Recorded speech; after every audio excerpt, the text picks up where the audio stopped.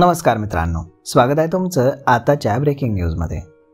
मित्रांनो, भारतीय कार बाजारपेठेमध्ये अनेक वेगवेगळ्या प्रमुख अशा कार उत्पादन कंपन्यांनी महत्त्वाची अशी वैशिष्ट्ये असलेली आणि परवडणाऱ्या किमतीमध्ये मिळतील अशा कार लॉन्च केलेल्या असून ग्राहकांना देखील कारचे भरपूर पर्याय उपलब्ध झाल्यानं ग्राहकांना देखील अनेक प्रकारचा फायदा होताना आपल्याला दिसून येतोय। त्यातल्या त्यात भारतीय कार बाजारपेठेमध्ये इलेक्ट्रिक स्वरूपातील कार देखील मोठ्या प्रमाणामध्ये येत असल्यानं इलेक्ट्रिक कार खरेदी करणाऱ्यांसाठी देखील आता बरेच पर्याय निर्माण झालेले आहेत।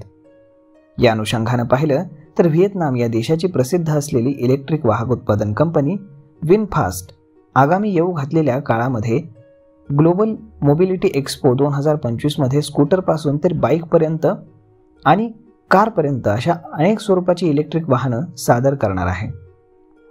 यामध्ये विशेष म्हणजे ही कंपनी भारतामध्ये 2 इलेक्ट्रिक कार VF7 आणि VF9 सादर करणार आहे व या दोन्ही इलेक्ट्रिक SUV सोबत भारतीय मार्केटमध्ये ते पाऊल ठेवणार आहेत। त्यामुळे इलेक्ट्रिक कार घेणाऱ्यांसाठी नक्कीच एक चांगली संधी किंवा एक चांगला पर्याय यामुळे निर्माण होण्यास मदत होईल।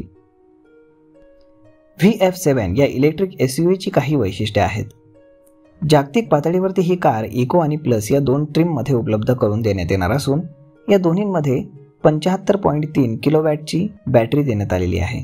यामध्ये इको ट्रिम फ्रंट व्हील ऊर्जा देणाऱ्या सिंगल मोटर सेटअपसह येते, जी 201 bhp पॉवर आणि 310 Nm टॉर्क जनरेट करण्यास सक्षम असून ही कार एका चार्जमध्ये 450 किलोमीटरपर्यंतची रेंज देत असते।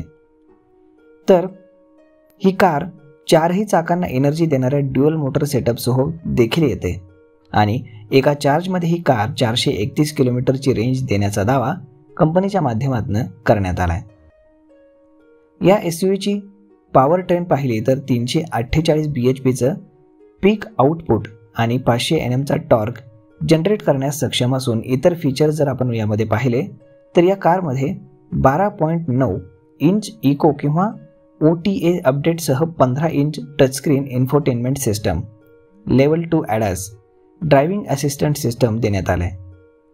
त्यानंतर VF9 ही जी कार आहे यामध्ये ही कार 123 किलोवॅट बॅटरी पॅकसह देण्यात येते, जे ड्युअल मोटर आणि ऑल व्हील ड्राईव्ह सेटअपला चालना देते, जी 402 bhp किंवा 620 Nm टॉर्क जनरेट करते।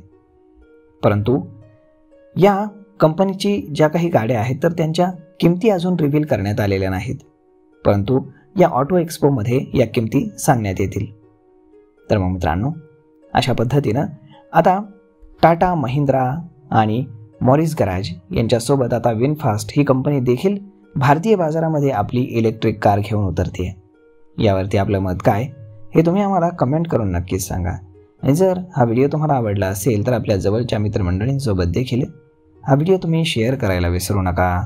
धन्यवाद।